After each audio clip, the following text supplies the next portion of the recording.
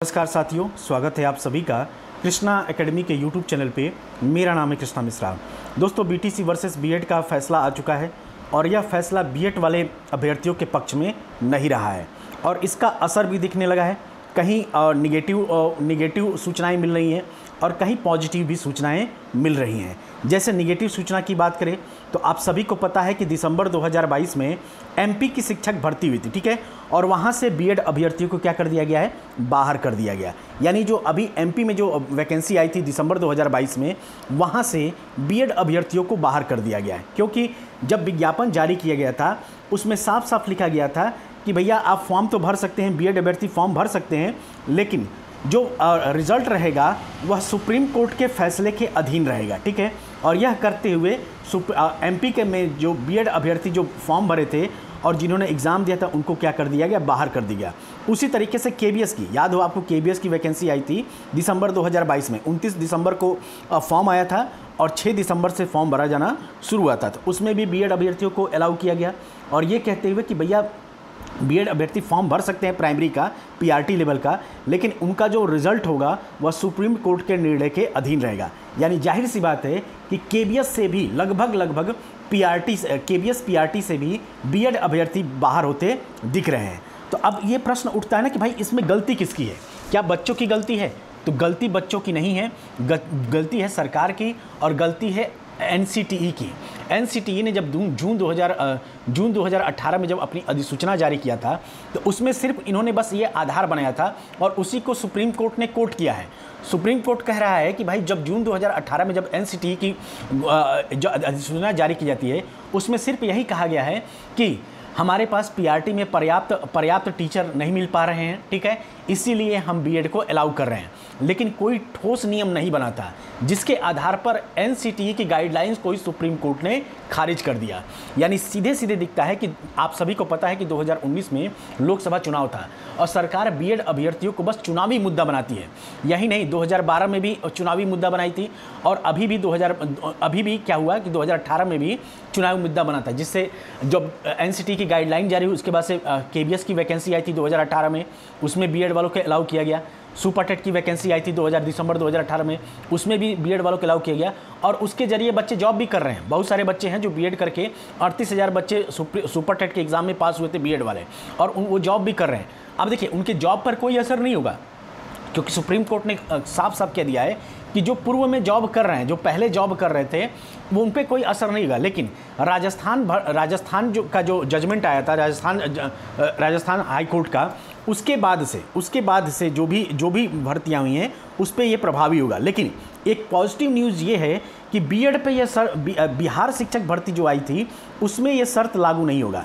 क्यों? क्योंकि बिहार शिक्षक भर्ती जब फॉर्म आया था तो उसमें कहीं भी ये नहीं लिखा गया था कि आप बीएड अभ्यर्थी फॉर्म भर सकते हैं, लेकिन इनका जो फैसला होगा वह सुप्रीम कोर्ट के निर्णय के अधीन होगा। यानी बीएड वाले बच्चे बिहार का एग्ज़ाम दे सकते हैं, लेकिन एक बात यह है ना कि सीटेट के रिजल्ट को, सीटेट के प्रमाण पत्र को, यानी जो भी सीटेट अभ्यर्थी, बीएड अभ्यर्थी जो सीटेट पास हुए थे 2021 में या पहले से पास हुए हैं, सीटेट ने उनकी मार्कशीट को, उनके प्रमाण पत्र को रद्द कर दिया। अब आपके पास जब सीटेट का रिजल्ट ही आपका रद्द हो गया तो अगर मान लीजिए आप बिहार शिक्षक भर्ती दे भी देंगे तो हो सकता है, अभी देखिए कंफर्म नहीं है, लेकिन हो सकता है कि इस पे आपका असर दिखे। लेकिन मैं तो कहूँगा कि अभी तक बिहार बोर्ड ने भी, बीपीएससी ने भी इस पे कुछ खुल के निर्णय नहीं दिया है। तो आप लोग अपनी तैयारी करते रहे, जितने भी हमारे भाई बहन हैं बिहार का फॉर्म भरे थे बीएड वाले, वो अपनी तैयारी करते रहें और एग्ज़ाम देने के बारे में सोचें, उनको एग्ज़ाम देना चाहिए। लेकिन इतना तो ये है कि एमपी से और केबीएस से बीएड को बाहर कर दिया जाएगा, ठीक है। तो इस तरीके का मामला है। कुल मिलाजुला की बात यह है कि वे सरकार, अब देखिए, अब इस मामले को, ये जो सुपर टेट जो निर्णय आया है बीटीसी वर्सेस बीएड का, इसका असर अब आने वाली वैकेंसियों पर, किन किन वैकेंसियों पर दिखेगा? तो सुपर टेट पे दिखेगा। देखिए जाहिर सी बात है कि अब जो नई एनसीटीई की पूरी गाइडलाइन थी जी जून 2018 की, उसको रद्द कर दिया गया, ठीक। अब जब उसके गाइडलाइन को रद्द कर दिया गया तो अब एनसीटीई नई गाइडलाइन जारी करेगी। अब नई जो गाइडलाइन जारी करेगी एनसीटी, वह सुप्रीम कोर्ट के निर्णय के आधार पर करेगी। अब सुप्रीम कोर्ट के निर्णय के विरुद्ध तो नहीं जा सकती, उसके निर्णय के जो निर्णय आया है कि जिसमें बीएड को बाहर कर दिया गया है सुप्रीम कोर्ट के द्वारा, उसी निर्णय के आधार पर अब नई गाइडलाइन जारी करेगी एनसीटी।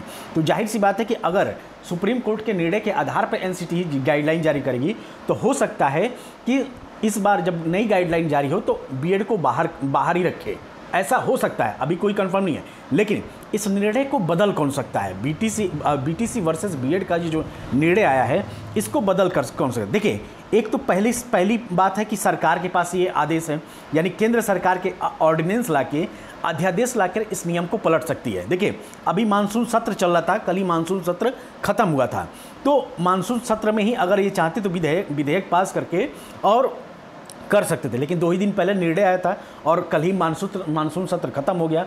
तो अब क्या करना पड़ेगा? अब राष्ट्रपति को क्या करना पड़ेगा? अध्यादेश लाना पड़ेगा, और अध्यादेश लाया जाएगा। या तो दूसरा आप ये हो सकता है कि ये जो सुप्रीम कोर्ट का जो निर्णय आया है वह सिंगल बेंच के आधार पर आया है, तो इसको डबल बेंच में क्लेम किया जाए, और उसके बाद से डबल बेंच या तो सुप्रीम कोर्ट क्या करे कि रिव्यू करे, भाई इस निर्णय का जस्टिस रिव्यू करेगा, यानी कि न्यायिक पुनर्विलोकन करे।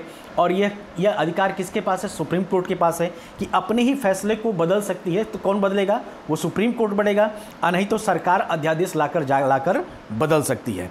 यानी अभी भी कुछ बिगड़ा नहीं है, अगर देखा जाए तो अभी भी चीज़ें हो सकती हैं। लेकिन देखिए, ये प्रक्रियाएँ बहुत टेढ़ी हैं, अब बहुत समय लगेगा। जस्टिस रिव्यू और ऑर्डिनेंस लाकर बिल पास कराना इतना आसान नहीं है, समझ रहे हैं? इसके लिए सरकार भी आपके पक्ष में होनी चाहिए। और सरकार, अब देखिए, अब जैसे क्या है ना, या तो इस तरीके का ये लोग विधेयक बनाए, मेरा मानना है कि या तो इस तरीके का ये लोग विधेयक बनाए या इस तरीके का कोई कानून बनाए कि अगर बीएड को प्राथमिक में शामिल किया जाता है इन फ्यूचर, तो उसके बाद से कभी उनको बाहर न किया जाए। ऐसा नहीं कि एक बार शामिल किया एक बार बाहर कर दिए, या तो अगर बाहर कर रही है तो पूरी तरीके से बाहर कर दे, कभी भी दोबारा बीएड को प्राथमिक में शामिल न करे। इस तरीके का कोई कानून बनाए कि अगर शामिल कर रही है तो ऐसा नियम बनाए कि इन फ्यूचर कभी भी सुप्रीम कोर्ट या कोर्ट में जाकर उसको बाहर न कराया जाए, और अगर बाहर कर रही है तो ऐसा नियम बनाए कि इन फ्यूचर कभी भी बीएड को शामिल न किया जाए, चाहे सरकारी चाहे शामिल करना तो न कर पाए। कुछ इस तरीके का नियम बनाना चाहिए, ठीक है? अब इस पे आपकी क्या राय है? देखिए, नुकसान तो हुआ है, और नुकसान इसमें बच्चों का ही हुआ है, क्योंकि बच्चे ने एनसीटी की गाइडलाइन को देखकर बहुत सारे बच्चे क्या किए? बीएड कर लिए, ठीक है? और उसमें बच्चों की गलती नहीं है, मानते हैं, कुछ लोग कह सकते हैं, बीटीसी वाले भाई हमारे कह सकते हैं कि इसमें तो बीएड वालों को समझना चाहिए, जब प्राइमरी में ही आना था तो बीटीसी कर लेते।